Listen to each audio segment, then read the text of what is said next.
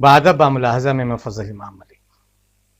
बिहार के अस्पतालों की बदहाली पर फिर बात करूं बादब बामुलाहजा में, इससे पहले गुजारिश है कि अगर आपने इस यूट्यूब चैनल को सब्सक्राइब नहीं किया है तो इसे सब्सक्राइब करें, लाइक करें, शेयर करें और बेल आइकॉन ज़रूर दबाएं। तो बिहार में कोरोना काल में भी सरकार सुन नहीं रही है, सरकार सोई है सरकार, और मुख्यमंत्री नीतीश कुमार की अंतरात्मा भी। इसलिए अब लोग कहने लगे हैं, सुनो सरकार बचा लो बिहार। अस्पतालों की बदहाली की कहानी लगातार आ रही है, हम लगातार इस पर एक सीरीज भी चला चुके हैं बादब में। वेंटिलेटर, आईसीयू और बेडों की असली हकीकत सरकार के दावों के एकदम ठीक उलट है। अस्पतालों में डॉक्टर और मेडिकल स्टाफ के लिए सेवा देना एक बड़ी चुनौती बनता जा रहा है।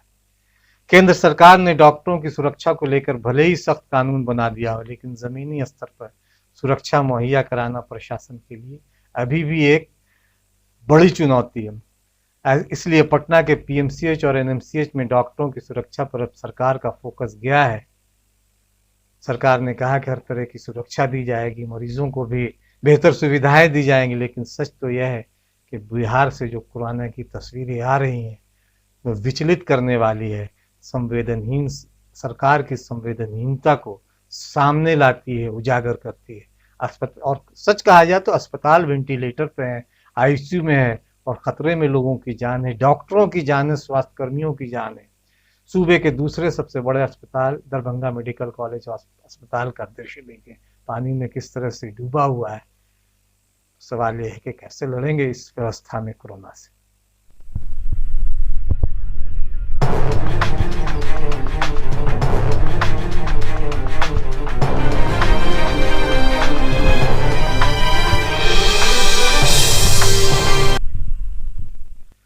उधर दूसरी तरफ हाजीपुर के सदर अस्पताल में खुले राज्य के प्रथम एसएनसीयू के साथ जिला स्वास्थ्य विभाग की कार्यशैली सवालों के घेरे में है।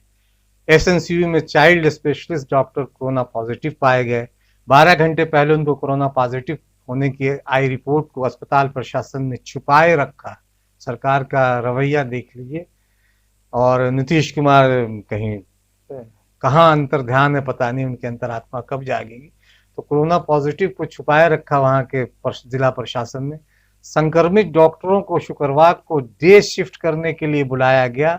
डॉक्टर को खुद संक्रमित होने का तब पता चला जब दूसरे साथी डॉक्टर ने शाम में उन्हें जानकारी दी कि उनकी रिपोर्ट आ गई है और रिपोर्ट पॉजिटिव आई है। यूनिट में 4 नर्स उस पॉजिटिव डॉक्टर के साथ 8 घंटे 12 नवजात शिशुओं का इलाज किया। समझा जा सकता है कि क्या हालत होगी बिहार की। बिहार में मेडिकल सेवा चरमराई हुई है।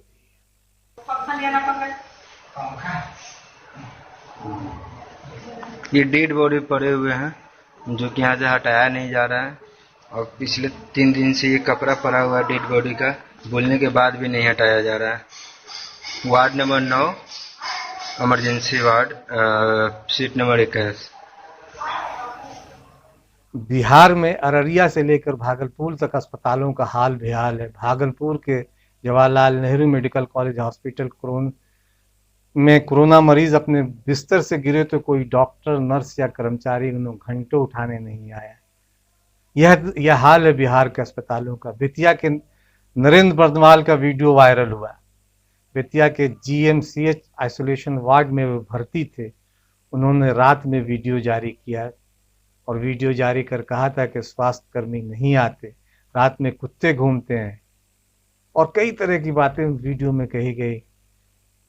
डर लगता है, उन्होंने कहा कि अस्पताल के आइसोलेशन वार्ड में उन्हें डर लगता है। दूसरे दिन उनकी मौत हो गई। लेकिन मरीजों की चीखें भी नीतीश कुमार को सुनाई नहीं दे रही है। एनएमसीएच में घंटों तक भर्ती के इंतजार में रहने के बाद भी कोरोना संदिग्ध ने दम तोड़ दिया। तो कोई आता है, नहीं तो भी नहीं आता है। कोई व्यवस्था ही नहीं है।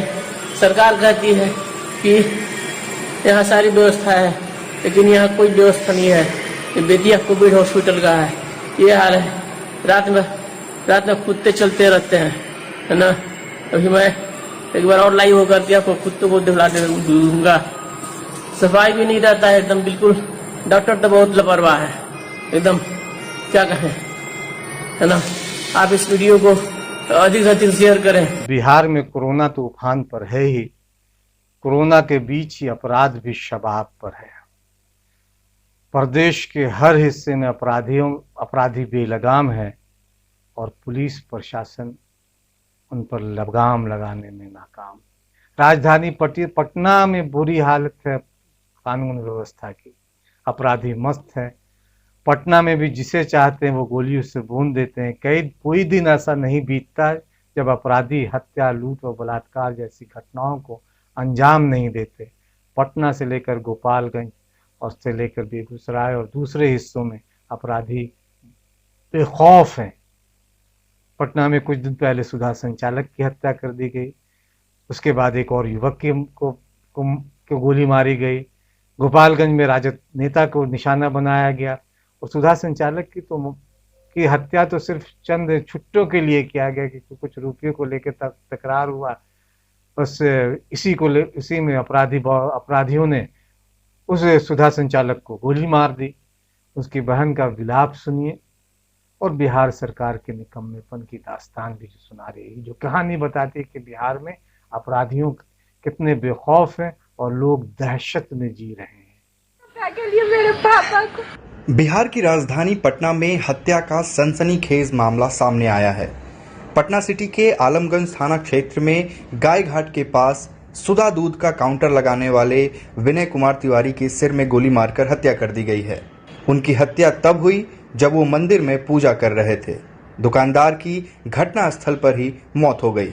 मृतक की बेटी के मुताबिक उनकी हत्या 100 रुपए के छुट्टे को लेकर हुए विवाद की वजह से हुई है।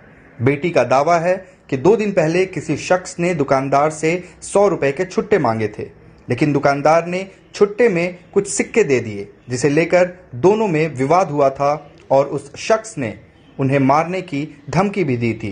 पिताजी को गोली लग गया, यही हम कहना चाहते हैं कि जो भी मारा है उसको भी एकदम सामने से उसको इनकाउंटर होना चाहिए, नहीं तो बीच।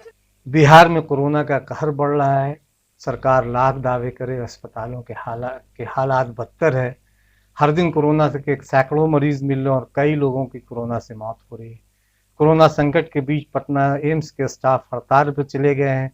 करीब 400 की तादाद में स्टाफ अपनी मांगों को लेकर एम्स के गेट पर प्रदर्शन कर रहे हैं। बताया जा रहा है कि एम्स के नर्सिंग स्टाफ वेतन में इजाफे को लेकर और दूसरी सुविधाओं को मांग कर लेकर हड़ताल पर हैं, जिसकी वजह से इलाज पर असर पड़ रहा है। उधर बक्सर से एक तस्वीर आई है कि बच्चे को माँ अपने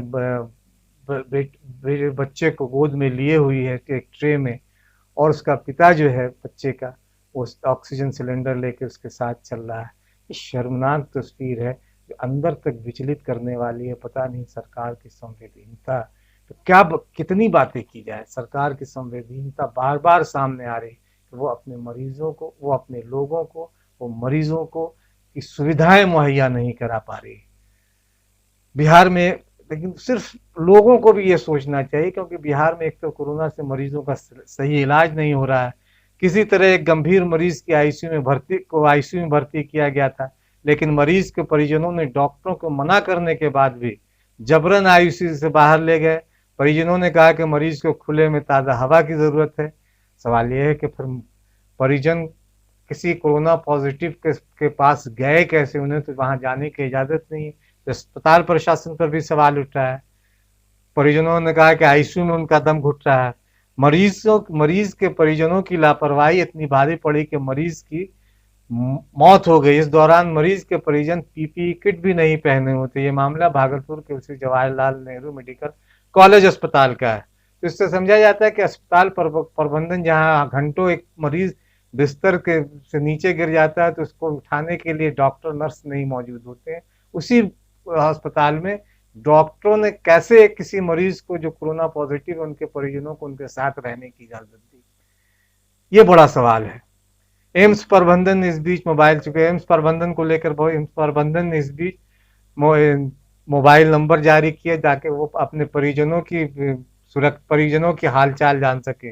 वो नंबर है 9470702184, 9470702184, 9470702235 और लैंडलाइन नंबर है 0612-245-1070 जारी किया है। इस पर कॉल कर परिजन मरीज की स्थिति के बारे में पता लगा सकेंगे। तो जो लोग बाद अब सुन रहे हैं या देख रहे हैं वो नंबरों को नोट कर लें। नंबर फिर बता दे रहे हैं 9470702184, 9470702235 और लैंडलाइन नंबर 0612-245-1070। हालांकि एम्स की एक तस्वीर भी विचलित करने वाली है, वो वीडियो देखें। अभी मैं एम्स में हूँ, पटना एम्स में। मेरे फादर यहाँ एडमिट हुए हैं पटना हॉस्पिटल में 2 दिन पहले। कोरोना के मरीज हैं। अभी 2 दिन पहले उनको छोड़ के गए थे और जहाँ पे वो एडमिट हैं, जिस बेड पे हैं, वहाँ पे हम उनको खाना भी खिलाए थे। और आज जब उनसे मिलने आए फिर से तो पता चला कि वो अभी तक खाना वाना सब वहीं था जो मैं देखी। और उसके बाद जब उनको लैट्रिन वगैरह सारा बेड पे ही हो गया था। वहाँ के कर्मचारी को बोला गया कि आप लोग क्यों नहीं क्लीन कर रहे सारा चीज। वो तुरंत आया तो फिर सारा चीज चेंज किया। सामने जो पेशेंट थी वो सारा बताई है कि इसका जो पैंट पहने हैं नीचे वो गंदा पहनाया गया है। आप उनको बोलिए चेंज करने के लिए। बेड जो था व्हाइट था, उसमें पूरा लैट्रिन का दाग लगा हुआ था और पेशेंट को ऐसे छोड़ के ग्रीन वाले दोनों तरफ से ढक दिया गया था कि बाकी के मरीज और कोई देखे ना। इस बीच बिहार में कोरोना संक्रमण और बाढ़ के बिगड़ते हालात की वजह से वाल्मीकि नगर लोकसभा सीट के लिए होने वाले उपचुनाव को चुनाव आयोग ने स्थगित कर दिया है, यानी टाल दिया है। जाहिर है कि इससे बिहार में विधानसभा चुनाव पर भी सवाल खड़े हो गए हैं। वाल्मीकि नगर में लोकसभा का उपचुनाव अगले महीने होने वाला था, लेकिन कोरोना की वजह से इसे टाल दिया गया। बाढ़ से भी हालात बहुत खराब हैं बिहार के। राष्ट्रीय जनता दल, महागठबंधन के जो सबसे बड़ा दल है वह, और एनडीए में शामिल लोक जनशक्ति पार्टी, दोनों बिहार में विधानसभा चुनाव को आगे बढ़ाने की मांग कर रहे हैं। हालांकि जनता दल यूनाइटेड इस बात पर अड़ा हुआ है कि बिहार में चुनाव तय समय से हो, क्योंकि खतरा राष्ट्रपति शासन लगने का, और राष्ट्रपति शासन लगेगा तो नीतीश कुमार के लिए के हित में ये बात नहीं होगी, ये बात नीतीश कुमार के खिलाफ जाएगी। इसलिए नीतीश कुमार और जदयू दोनों इस बात पर अड़े हुए हैं कि चुनाव तय समय से हो, ताकि कोरोना को वो अफसर बनाने से चूके नहीं।